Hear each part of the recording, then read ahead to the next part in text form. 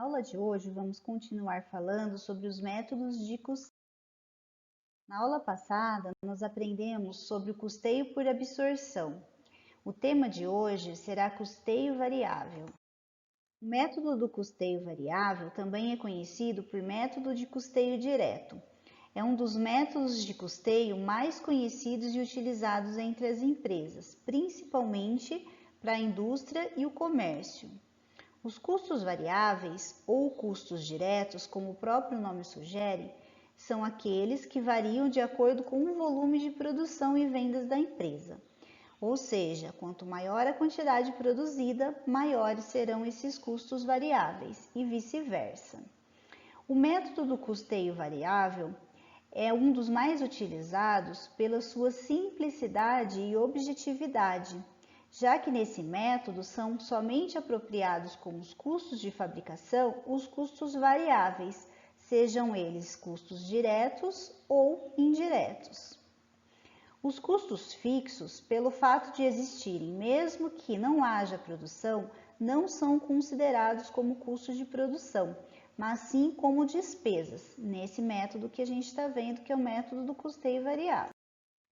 O sistema de custeio variável fundamenta-se na separação dos custos em variáveis e fixos, isto é, em custos que oscilam proporcionalmente ao volume da produção ou venda e custos que se mantêm estáveis perantes a volumes de produção e vendas oscilantes dentro de certos limites.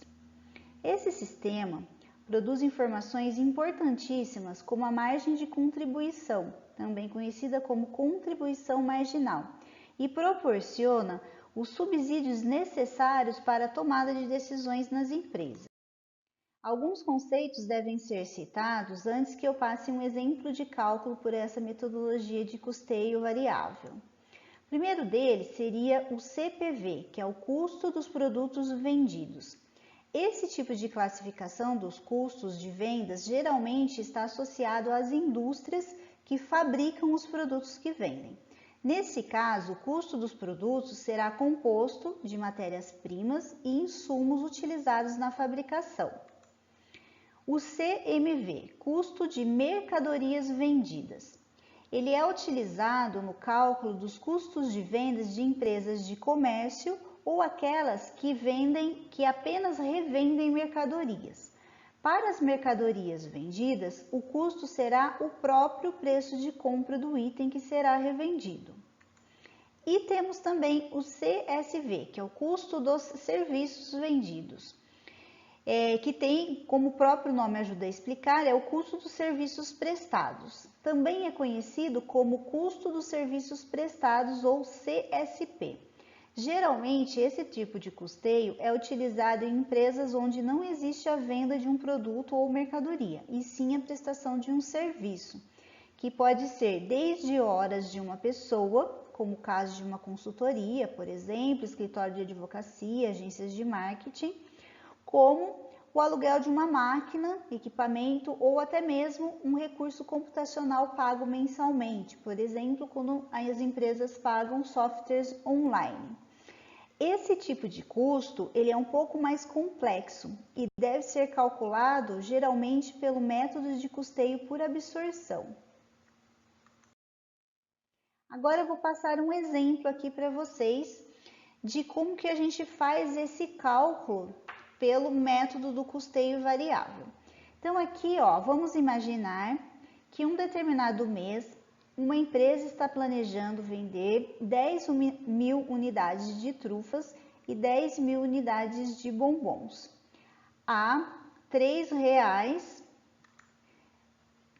cada trufa e R$ 2 cada bombom. Esse volume de vendas gerará para a empresa, então, um faturamento de 50.000 unidades monetárias. Então, aqui pela tabela, podemos ver que a trufa eu vou fabricar e vender 10.000 unidades a R$ 3 o valor da unidade e eu vou obter um faturamento de R$ 30.000. O bombom eu vou fabricar também 10.000 unidades, vender essas 10.000 unidades por R$ 2 cada uma, tendo um faturamento de R$ 20.000. Então, o meu faturamento total será de R$ 50.000. Todavia, para produzir as trufas e os bombons, a empresa precisará adquirir as matérias-primas e os insumos, como por exemplo os chocolates, recheios, entre outros, utilizados na produção desses itens vendidos. Independente de quanta matéria-prima a empresa comprar, o que importa para o cálculo do custo variável é a quantidade realmente utilizada na produção dos itens vendidos.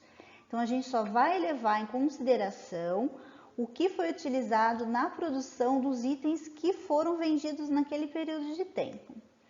Sendo assim, é de extrema importância conhecermos a quantidade de cada matéria-prima utilizada para produzir uma unidade de trufa e também uma unidade do bombom, já que a gente só vai considerar aquela matéria-prima que foi utilizada naquele período de tempo. Assim, fazendo um cálculo simples, podemos chegar no custo variável unitário de cada produto, que seria a quantidade de matéria-prima necessária multiplicada pelo preço de compra dessa matéria-prima.